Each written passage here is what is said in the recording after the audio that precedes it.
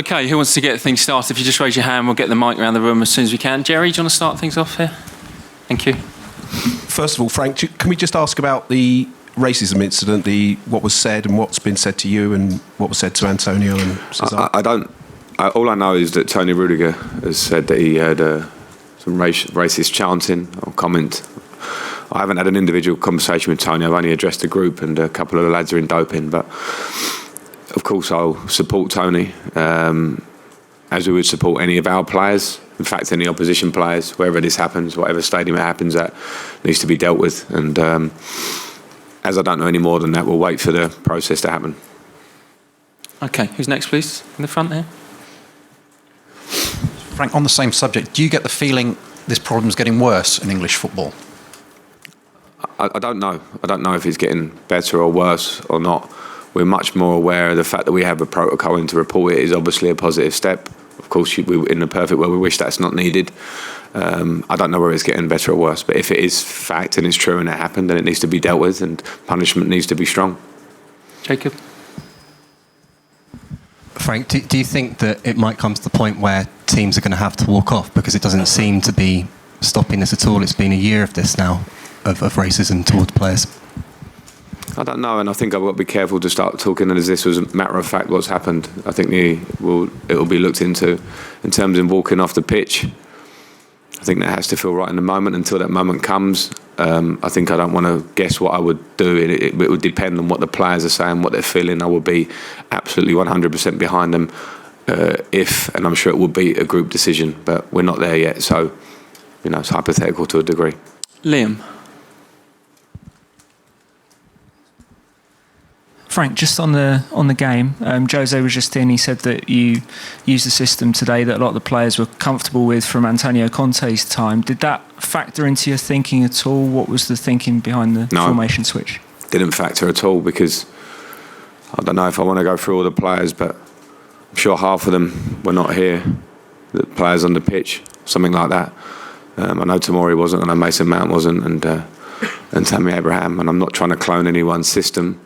In fact, I think the Conte system was an incredible system that won the league at Chelsea. The way we play it or I play it, the message that I give is different. It's not simple. If you play 4-3-3, you're cloning someone else. Otherwise, we'd all be cloning each other. So it was more, can this be a system that helps us defensively and offensively against Tottenham for the way they play? And that was my choice to play it, not to do with whether players understand it. Having said that, the players took the plan on incredibly well, as we all saw. Okay, over there, gentleman in the glasses. Talking about the plan, Frank, can you just explain a little bit what was behind your thinking? You did change the defence. Chelsea played a different system today. Can you just talk us through a little bit? Yeah, I mean, I think, watching Tottenham, I think they're playing very well. They've got a lot of players that can run behind and cause you problems.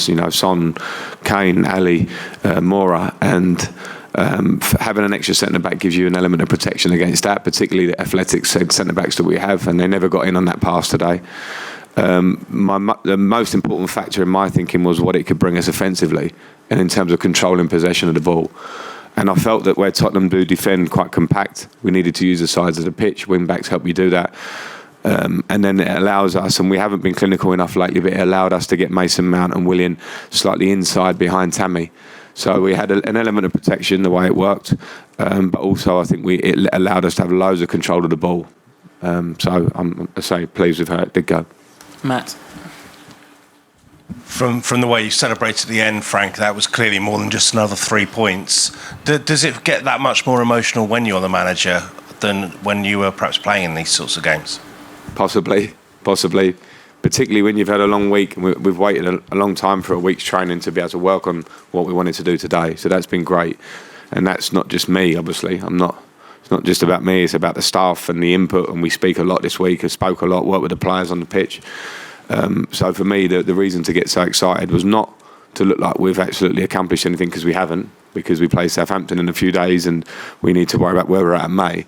But I think for the players to feel how they should feel after that performance, and for the fans to see what they can do when they're absolutely at it in all senses, was a big deal. Now, can we be consistent? Can we keep reproducing that? Okay, any more? Jacob, we'll do two more.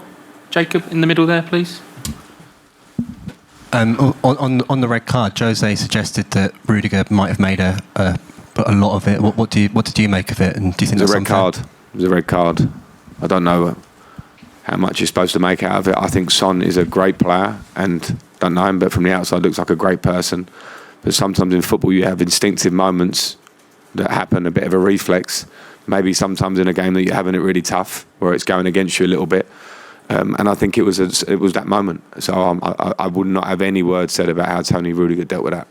Okay, last question, Dan, in the middle there, please. Cheers. Frank, there's a lot been said, including in this room, by Jose just now. Still buddies? Sorry, still buddies? Still buddies. Yes, I think to go up against a manager who I respect so much from my playing days, but for what he's done in the game, and win, that obviously feels good. You know, he spoke before the game about how he really loves me and all that stuff, but he wants to win and beat me, and that's completely understandable. That's how we both went into this game, so it should never change that. Should never change that, even if we had anything on the line during the heated 90 minutes, which we didn't. But it wouldn't change that. What Jose has done in his career, what he did for me as a player, means I have respect forever for him on that one. Okay, thank you very much. Good evening.